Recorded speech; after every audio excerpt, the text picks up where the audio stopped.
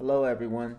Today I'm presenting an article regarding a current issue with New Jersey public education titled Study: Some New Jersey Students Lost Ground During the Pandemic, Racial Disparities Widen.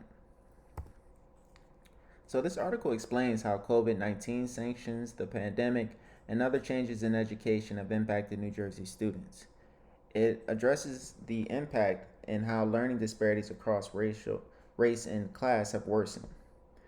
And the article it's based off a study that uses a sample of students between grades 3 through 8 from both public and charter schools in New Jersey. But it concludes that low income and minority students, including Black and Latinx, have had their learning impacted the most as a result of the pandemic.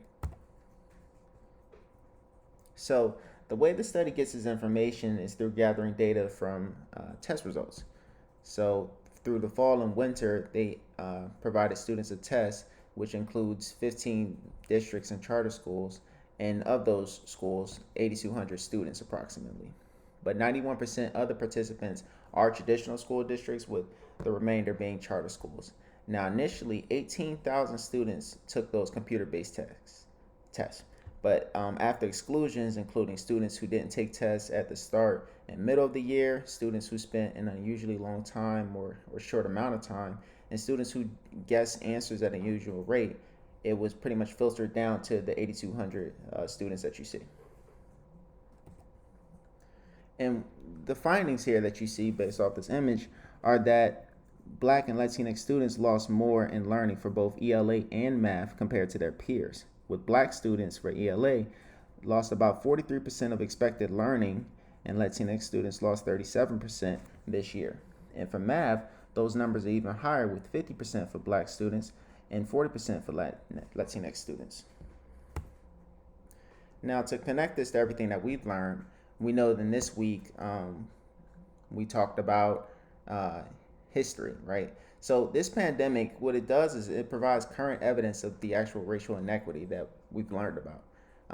And this article in particular is providing support towards the value of implementing critical race theory in the classroom, right? And in terms of critical race theory, this article is challenging the idea of a post-racial America. Why?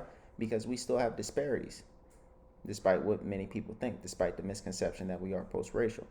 Now, the defunding and lack of support to public agencies, schools, and programs is something that is familiar, especially as NPA students, right? We've talked about that in previous readings.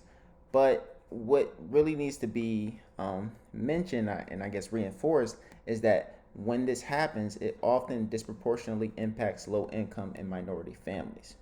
So when we take away these resources, it's not exactly fair, right? Even though everyone has the same amount of access to some degree, it's not equitable. Is better yet, what I should say, right? So equality isn't the same as equity.